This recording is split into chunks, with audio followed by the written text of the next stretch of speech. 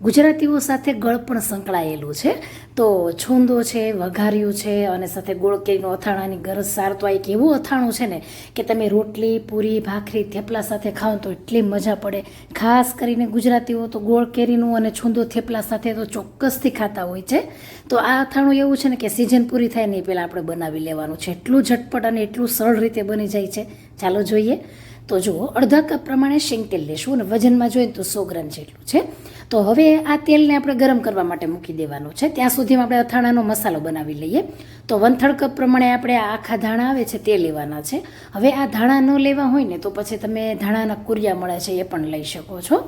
તો હવે મેથીના કુરિયા લીધા છે તો એ પણ મેં 1/3 કપ જેટલા લીધા છે. સાથે આપણે લઈ લઈશું રાઈના કુરિયા, તો એને 1/4 કપ જેટલા લેવાના છે.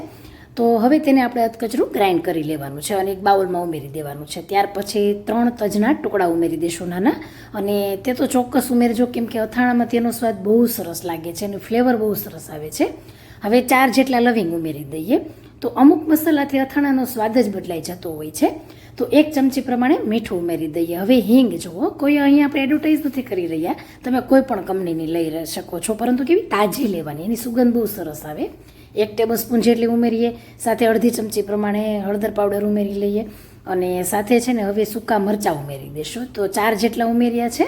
અને હવે જો તેલ છે ને તે આપણે આમાં હાથ ઉપર રાખીએ ને તો ગરમ વરાળ થોડીક લાગવી જોઈએ એવું આપણે કરવાનું છે. બહુ એકદમ ગરમ નહીં કરવાનું કે ધુમાડો નીકળી જાય એમ, થોડીક વરાળ લાગવી જોઈએ બસ. તો હવે તેને અંદર ઉમેરી દઈએ અને હવે જુઓ તેને હલાવી લેવાનું છે.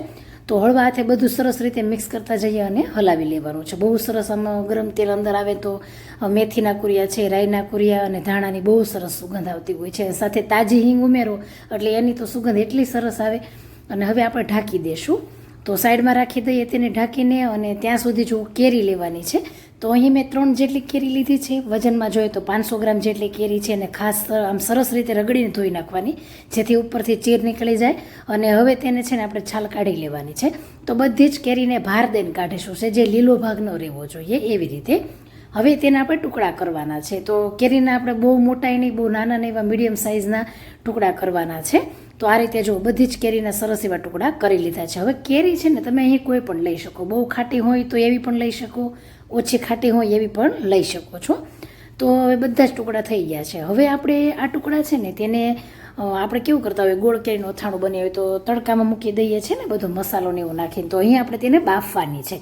તો કુકરમાં ઉમેરી દીધી છે. ત્યાર પછી અડધી ચમચી મીઠું અને 1 કપ ખાંડ છે, તેનું વજન 250 ગ્રામ છે. તો મેઝરિંગ કપથી લીધું છે અને વજન કરીને પણ મેં તમને બતાવ્યું છે, તો એ રીતે તમે લઈ શકો છો. તો એવી રીતે આપણે 2 કપ પ્રમાણે એટલે કે 500 ગ્રામ ખાંડ લેવાની છે. તો મેઝરિંગ કપથી આપણે 100 ગ્રામ થાય છે એટલે એવી રીતે 2 કપ ઉમેર્યા છે અને વજનમાં 500 ગ્રામ જેટલી ખાંડને આપણે દળી લેવાની છે. અને હવે જે બધો પાવડર કર્યો છે ખાંડનો એ સાથે જ કેરી સાથે જ ઉમેરી દેવાનો છે. તો હવે જો આપણે તેની અંદર પાણી ઉમેરવાનું છે. તો 1 કપ ભરીને આપણે પાણી ઉમેરશું. તો મેઝરિંગ કપથી 1 કપ ઉમેર્યું છે, અથવા તો તમે ઘરની વાટકી પણ સેટ કરી શકો છો. હવે અડધી ચમચી પ્રમાણે હળદર પાવડર ઉમેરી દઈએ. બધું મિક્સ કરી દેવાનું છે. સરસ રીતે મિક્સ થઈ ગયું છે. ત્યાર પછી ઢાંકણ ઢાંકીએ અને એકદમ ધીમા ગેસ પર તેને 3 વિસલ આવવા દેવાની છે.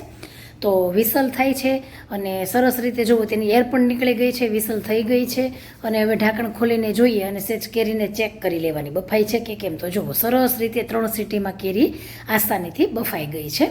તો હવે છે ને એકદમ ઠંડુ થઈ જાય પછી આ સ્ટેપ કરવાનું છે ખાસ કરીને. ને ત્યાં જો ગરમા ગરમ તમે કરવા જશો ને તો ઢાંકણમાંથી બધું ઉડી જશે અને મિક્સરમાંથી બધું બહાર આવીને દિવાલ તમારી ખરાબ થશે, રસોડું ખરાબ થાય. તો એ વાતનું ધ્યાન રાખીશું. તો ગ્રાઇન્ડ થઈને જોઈએ તો એકદમ સરસ એવો ઘાટો અને આમ જોઈએ તો પાતળો એવો રસો તૈયાર થયો છે કે એકદમ આસાનીથી ચમચામાંથી પડી જાય છે અને તેમ છતાંય તે જાડો પણ છે. તો હવે જુઓ અથાણાનો મસાલો સાઈડમાં છે તે એકદમ સરસ ઠંડો થઈ ગયો છે. પછી 2 ટેબલસ્પૂન જેટલી વરિયાળી ઉમેરી દઈએ. ઝીણી વરિયાળી હંમેશા અથાણામાં ઉમેરવાની, એનો સ્વાદ બહુ સરસ લાગતો હોય છે. અને હંમેશા મસાલાને ઠંડો થવા દેવાનો. અત્યારે એકદમ ઠંડો થઈ ગયો છે, મસાલો બની ગયો છે. અને ત્યાર પછી જે આપણે કેરીને ગ્રાઇન્ડ કરી છે ને તેની સાથે જ આ મસાલાને ઉમેરી દઈએ.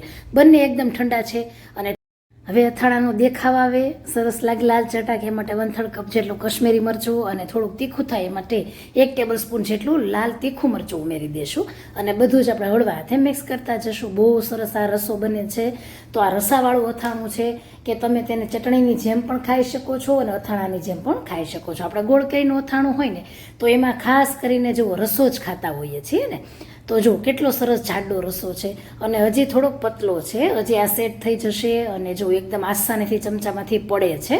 ત્યાર પછી હવે આપણે એક દિવસ માટે તેને રાખી દેવાનું છે. સવારમાં બનાવો તો સાંજ સુધી રાખી દેવાનું છે, અથવા બીજે દિવસ સવાર તમે ભરો તો પણ ચાલે. જોઈ શકાય છે કે એક દિવસ થઈ ગયો છે અને સવારમાં મેં જોયું ને ખોલીને તો એકદમ સરસ રસો છે ને સેટ થઈ ગયો, એકદમ જાડું થઈ ગયું. અથાણું હંમેશા થોડુંક જાડું હોય છે, તો જોઈ શકાય છે થોડુંક જાડું થઈ ગયું. કે હવે જુઓ ચમચામાંથી આપણે હલાવીએ ત્યારે માંડ પડે છે ને, પહેલાં કેવું આમ ઝડપથી પડી જતું હતું. તો થેપલા સાથે આ ગળ્યો રસો એટલો સરસ લાગે છે અથાણાનો કે તમે ખાતા જ રહી જવાના છો.